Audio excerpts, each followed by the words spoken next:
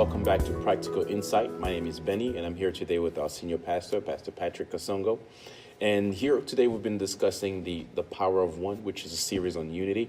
And within the body of the series, we do have a few questions for our pastor today. How are you doing today? I'm doing great. How are you? I'm doing great. Thank you for asking. My question to you today is, what is unity and why is it important for the body of Christ? I think unity actually has many different definitions. If you look at it practically within the dictionary, the whole premise or the whole idea of unity, I think most people understand the portion where we talk about being together. I like to simplify and simply say that I believe unity is being able to embrace each other's differences for a common purpose, to get to a particular common purpose. Awesome, thank you.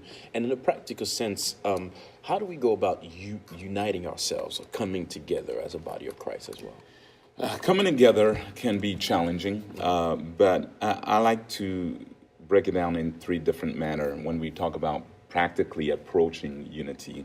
The first thing that I think is important to do is to remove the individuality, removing the I. As the old saying goes, there's no I in team. Right. Unity brings us together as a team in order to work towards a common purpose. And so we have to remove the I.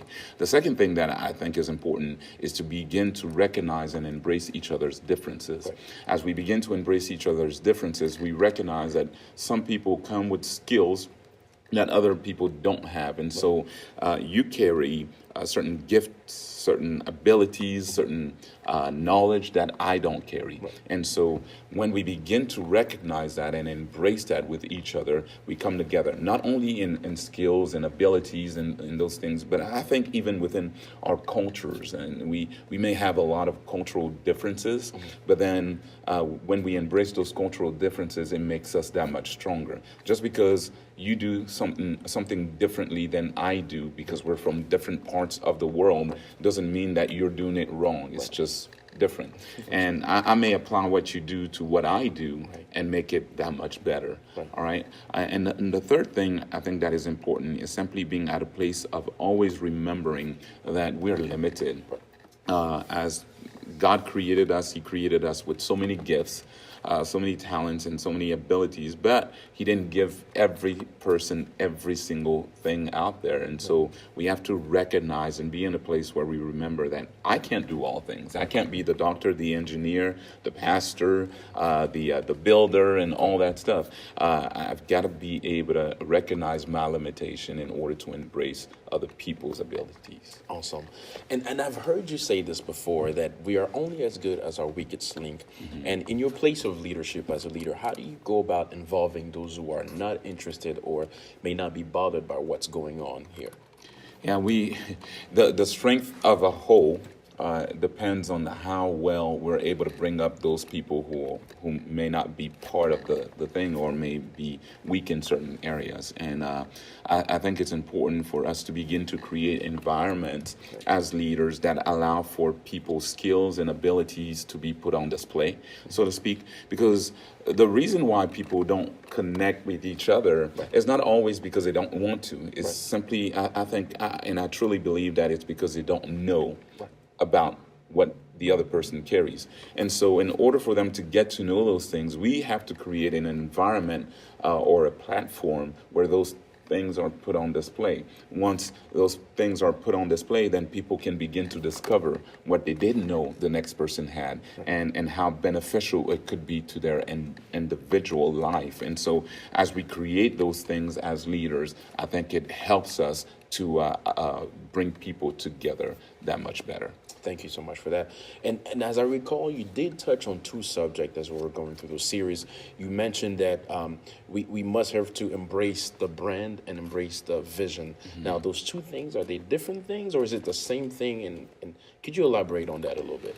I think it's important that the two things actually work together. Okay, vision, as the Bible says, without the vision, the people are without restraint. The people perish. Right. And so, our vision is the most important factor that we can have in anything that we do. Your vision defines who you are. Defines who I am, so to speak. For a church, the church's vision defines what the whole entire church is supposed to become.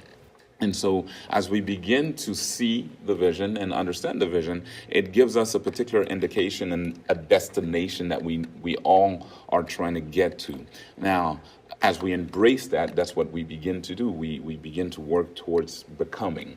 Now, the brand part of it is simply an identifier. Your brand identifies you visually, gives you a visual identifier that gives you the ability to remember what the vision is. Every time you see that identifier, it brings you back to the important thing that you're supposed to be or supposed to carry. And so embracing both of them actually ultimately helps us get to the same destination. It's like wearing a particular line of clothes. When you stick to one brand, when you're loyal to one brand, it helps you feel and look a certain way. Absolutely. And the reason why you go back to it is because you like the feeling of it, right?